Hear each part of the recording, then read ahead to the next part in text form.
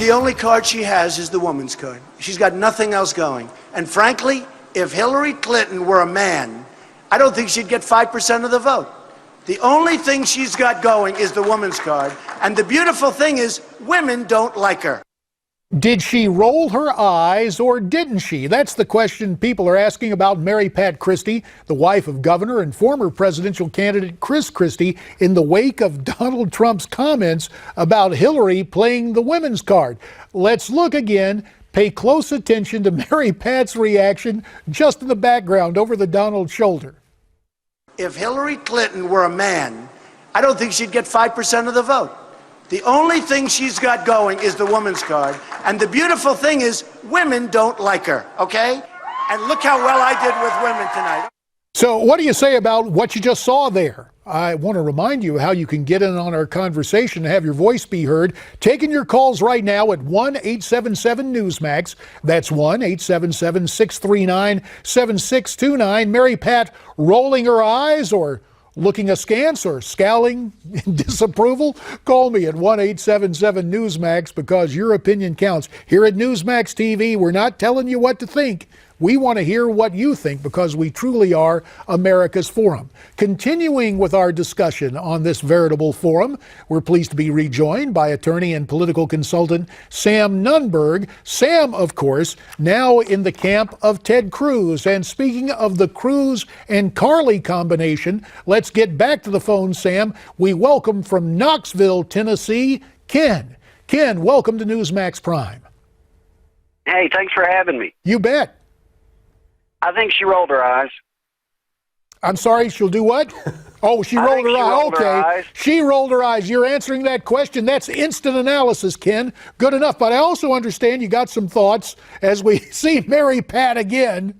I think that's more looking askance. But anyway, we won't split hairs on that. Ken, I understand you've got some points you want to make about the team of Ted Cruz and Carly Fiorina. Yeah, where are they running to? Who are you backing in this thing? They're running mates now. They're mates. I understand that he's picked her as his running mate, but somebody needs to remind him that he's getting killed. Well, now, this is not without precedence, and we can talk about this with Sam some as well, Ken. Here's the deal. You think back to 1976, Ronald Reagan had really knocked the incumbent president, Gerald Ford, back. They were heading into the convention in Kansas City in a dead heat, and about a week before the convention, or at least a few days prior to the opening of the convention, Governor Reagan picked Pennsylvania Senator Richard Schweikert. Now, it didn't turn out. It was a tough fight in Kansas City, but it garnered a lot of attention, got a lot of buzz. And Sam, this early date, what are we now, April, late April? Making this decision today, you're close to the Cruz camp. Why was the announcement made today? Well, I think that this gives the rest of the voters in the next remaining 10 states and the 550 or so delegates that are available, the idea of what do you want? Do you want a Ted Cruz, Carly Fiorina ticket, two true outsiders, or do you want, as they're characterizing it, a Donald Trump, Hillary Clinton ticket? And as we see Donald, for instance, we're talking about Mary Pat Christie. You know, Donald, the people that have endorsed him, the politicians, they're failed congressmen who are sitting in, no names, or they're, Governor Christie. And I hate to always say this, but Governor Christie should be in jail. And you don't have to believe me about this. Believe Donald. He said that in New Hampshire. You're taking no prisoners. Let me tell you what, before you pack off Chris Christie to jail, let's go back to the phone lines, to the Old Dominion, the state of Virginia. That's where Donna is on the phone. Hiya, Donna. Hey, how are you? Doing great. Thanks for calling. What's on your mind? Show. Thank you. What's on your mind? No, I was going to say, tell Sam that after next Tuesday, we probably won't be hearing from him anymore. And I think the debacle today of Cruz and his VP is just laughable. Absolutely laughable. All right, Donna, appreciate your perspective. Let's talk to Sam. Sam, I can understand both what you were outlining there as a recovering member of Congress, recovering politician, I understand that picking a running mate now is kind of like 2 for 1. They can go out on the stump. It does generate some buzz for Cruz, but have you seen anything in the polling to indicate this will be the spark that will hand the next primary in Indiana to Ted? The simple answer is yes. I have. It's in private data. And let's see what happens. Look, the caller just called and they said after next Tuesday, we won't be hearing about this ticket. I happen to think, I think that Ted Cruz is going to have a major victory with Carly Fiorina. And at that point, you can send Carly to California to start campaigning so he can make up some of that ground he has to. And also, let's also remember that not only can she campaign against Donald Trump, as a VP candidate normally does, against, they would normally go after the front runner or they'll go after the nominee of the other party. She can also start attacking Hillary Clinton. And you could start having a Hillary Clinton, Carly Fiorina, Ted Cruz conversation as well. So, let's see if this works. I happen to think it will, and I happen to also think, by the way, that a Ted Cruz, Carly Fiorina ticket is much more competitive than a ticket that Donald can give us. As we've seen, Donald's favorables, unfortunately, I didn't do it, don't blame me, are historically terrible for the general election.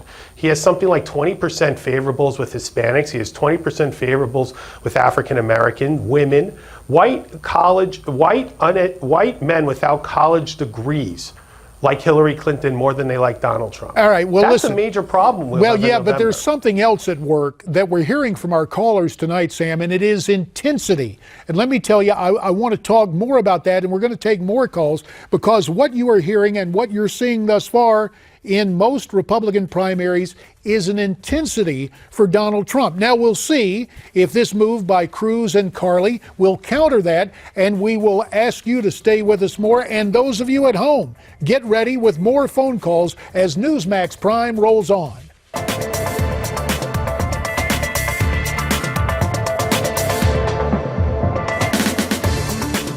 Over and over again, Carly has shattered glass ceilings.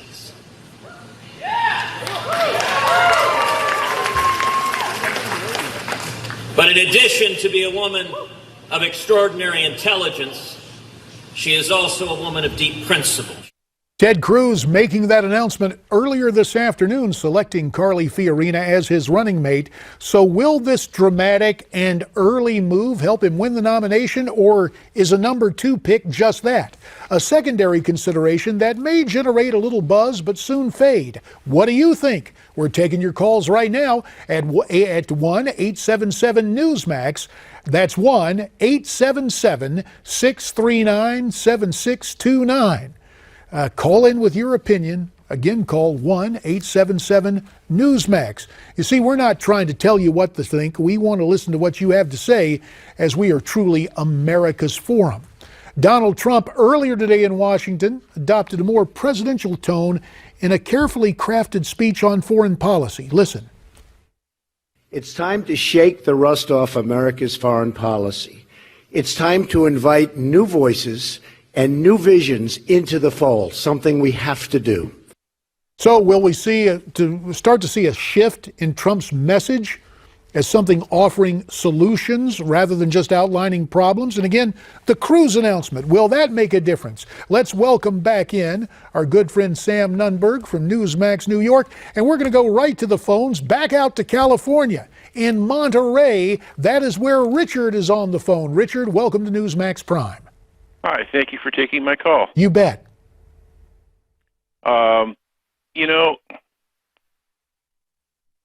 If you could compare Mr. Cruz currently, as of last night, to a swimmer in trouble, you'd think he'd be reaching out for a proven life raft. But who has he got? He's got Carly Fiorina, smart lady, good debater, but he doesn't need a debater. He needs a life raft. What I see is another drowning swimmer. I don't think it's going to work for him, very frankly. He didn't do it worth a darn in California. And good luck. Well, okay, it's true that Carly lost that Senate race to Barbara Boxer, but Sam, it's also true she had to win a Republican nomination to get into the general election, and Richard himself admitted that she is quite a debater, quite a speaker. She is effective on the stump. How much, I'm just kind of interested, maybe this is inside baseball, but how much of this was predicated on polling and how much of it was just kind of a compatibility between Ted and Carly? Well, from what I understand, and remember, I don't work for the campaign, but this was a major calculation by, I think, Jeff Rowe, the campaign manager, that around this time, since Senator Cruz had come to his decision, and I believe this decision was made around a couple weeks ago, I'm sure that there were some analytics done. And what you also have to remember, JD, is that, once again, we left 6 states that I argue Republicans will not win in the fall. Donald Trump has had problems in these areas which we're about to see, which is Indiana and Nebraska. All right, and we're going to move on out west from the Midwest on through, and we appreciate that. Let me get back to the phones out of Selma, Alabama. The last word on the phone with the last minute remaining goes to Jim. Hi, Jim. How you doing? All right, sir. What's on your mind? The person that Ted Cruz chose to be his vice presidential candidate. What, is she some kind of puppet? When she started her speech, she looked like she was reading lines from his speech. Well, there has to be, Jim, a certain message compatibility, and you repeat the same themes. That's the notion.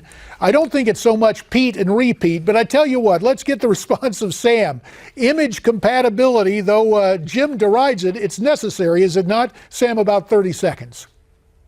Yeah, I think you heard a great message from both Senator Cruz and Ms. Fiorina today, and it was a message about bringing real change to Washington. It was a message about making sure that the little person is able to be heard in D.C. And as they will argue going forward, is that Donald Trump and Hillary Clinton are one of the same. That Donald bought Hillary, that Donald gave money to Hillary, and that Donald really has no standing, and there is more voters within the Republican Gotcha. Unfortunately, our time is up. Sam, thanks so much.